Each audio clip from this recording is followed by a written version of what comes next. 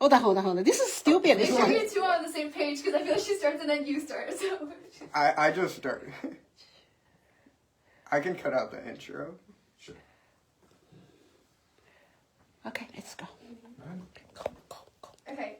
So hello, Maya TV. My name is Eligia Gonzalez, and I'm your host today. I'm going to be interviewing our guest here, Michael Matteo Rossi. So he is an actor, filmmaker, and director from films such as Chase, Murder Syndicate, Charisma Killers, and you're here to talk about some of your projects of past, present, and future. So first off, how are you? I'm doing great, actually. Thank you. It's pretty exciting. I think this is the first interview of this series, so I feel pretty honored about that. So, no, I always love talking about kind of my career, my creative journey. So yeah, thank you.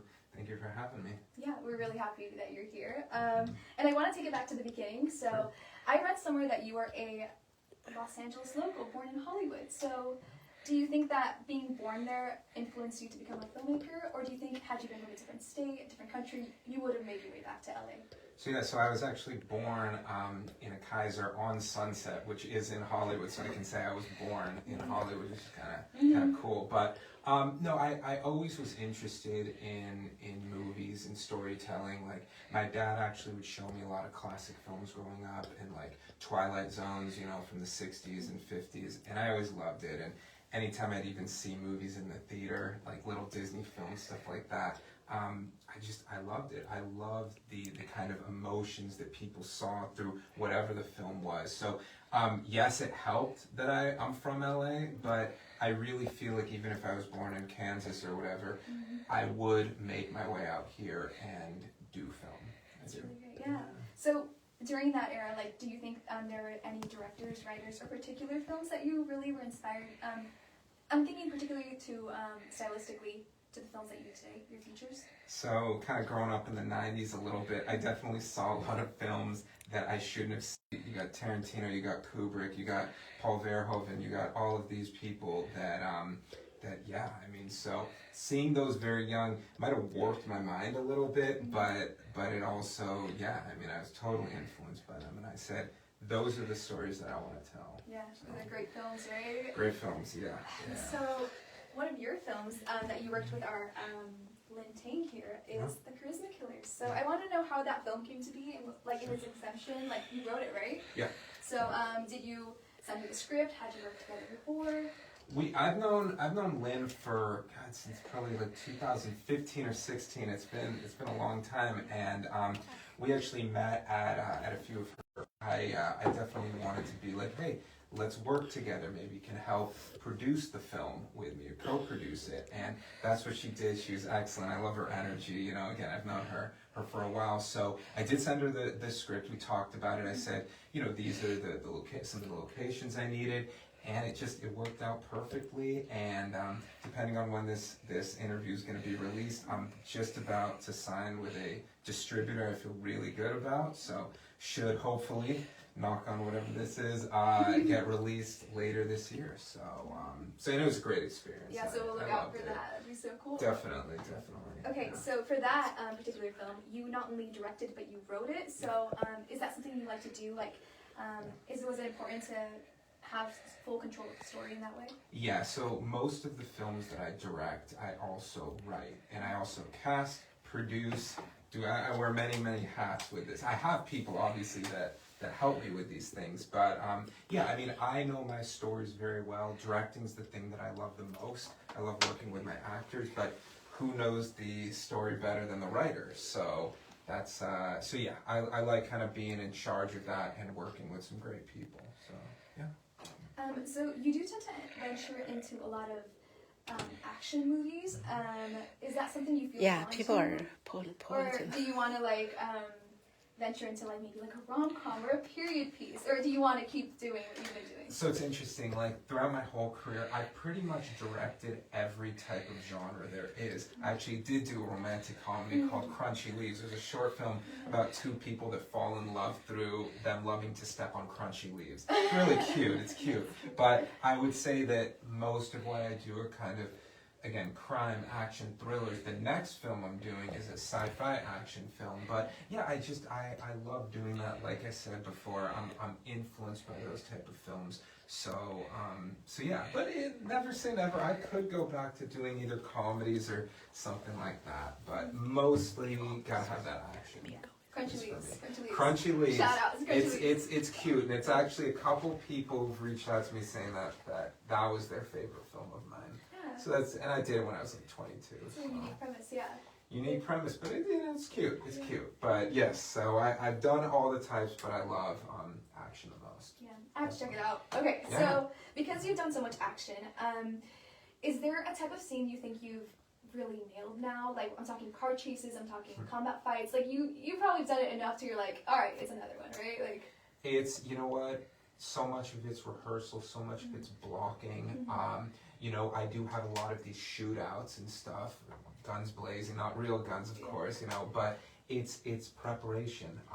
Lynn knows, and other people that have worked with me know that I have very long pre-productions, which kind of can scare some people because anything could happen in that, but it's all about the prep. So certain fight stuff, certain action stuff, yeah, but it's the preparation. So we meet up with the actors, we block it out, I storyboard it, I have my shot list, I have everything in my head so that day one I'm on set, I have it nailed. do you work with like a combat coordinator? Do you like to do it yourself? Like, So shout out to Damien.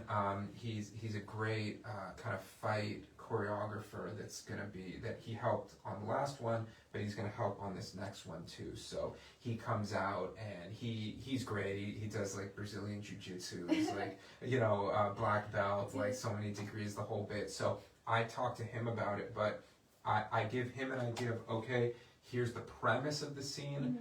What can we do in terms of action? He helps out a lot. So, and so do the actors too. Most of my actors do their own stunts too, which is exciting. You know. So speaking of your actors, you are also an actor in some of your films, right? Thank you. That's very nice of you saying. I do these little Hitchcock cameos. And when, you know, the funny thing is, when I was really young, like 12, 13, 14, I actually was in theater. I did theater. But then in like my mid-teens, I switched it up. So I don't know if I'd call myself like an actor per se, but I will put myself in little cameo stuff where I get killed quickly, or I'm walking across the street or something like that. So I mean, it's nice, it's fun, but a lot of respect to actors. Everybody feels like they could do acting, but it's not easy. Yeah. You know, the best make it look easy, but it's not easy. Yeah. So those times you've directed yourself, do you find it's extra work for you to do double, or do you think it's easier because it's yourself? So I'll say a little quick story with that. There's in my film Murder Syndicate, spoiler, but there was a shootout where I'm one of the first people to get killed in it. So I'm in a chair, I get shot, I slide out of the chair, fall there, and my DP actually was like, Mike, you gotta stop smiling. Like I was dead, but I was smiling. So even some little thing like that, like you have to be aware of. So I mean, the people that make themselves the leads in films that are also directing, I don't know how they do it, because it is not easy. So yeah, little things like that can be difficult, but it's still fun. I like being in front of the camera for a second. Yeah. You know? So for that film too, like where did you shoot? Where were your locations? So with Murder Syndicate, it was kind of all over. It was, I mean, mostly in LA. There was a little bit near Riverside actually we were shooting, but with Charisma Killers, so probably half of it was in Orange County and half of it was in Orange LA. County? Orange County, yeah. We were doing Anaheim, Garden Grove, Stanton, I think one day in Newport Beach or Huntington Beach. So yeah, I mean, it's nice. They don't bug you as much as like in LA. They, you know, they're so used to it. So I don't know. It was good though, and I know people down there too. So oh, that's really cool. Yeah, it's also some really nice locations down there, right? Very nice locations, beautiful down there. Yeah. Okay, so I did notice also with these films that you direct and you produce, you also sometimes act, right? You do a lot of it yourself. Are you open to collaboration, or do you like to have all the control? Oh sure, no, I don't have an ego in this business, and I will be the first one to admit when I don't know something where I need guidance some way. You know, with a lot of indie films, you don't have the luxury of just saying, okay, all I want to do is direct and that's it. You have to wear many hats because you're on a certain budget or something like that. So no, I look at film completely collaborative. Everything from my production designer to my other producers to everything. I am open and willing to hear all types of advice out there. So no, it's all collaborative. I'm not somebody that's on a cloud throwing lightning bolts down at people. I don't do that. So yeah, even working with my actors when they want to say, hey Mike, can I try this, or they go off script a little bit. Sometimes the best stuff is there. So yeah. Have you found that it's gotten easier with the years? Like, you've done it a bunch of times now, right? Yeah, you gain confidence with each film that you do. You really zero in. You learn in each film that you do. So you gain that confidence that when you go on set, you have your vision, you know what you want. And again, I'm also my own casting director, so I'm the one in control of who I'm choosing. So I know these are capable actors that can play these certain roles that I write. So yeah. With each one, you definitely gain that confidence. So you mentioned with your combat director, but also, do you tend to work with the same actors, same crew over and over again? A lot of times I do. Like for example, the cinematographer Fabian, who shot Charisma Killers, is going to shoot my next one in a couple months, Sensor Addiction, and he's great. And a couple of my other actors, actually, two of the lead actors on my last film are the lead actors in this one, Marnette and Daniel O'Reilly. Shout out to them, they're amazing.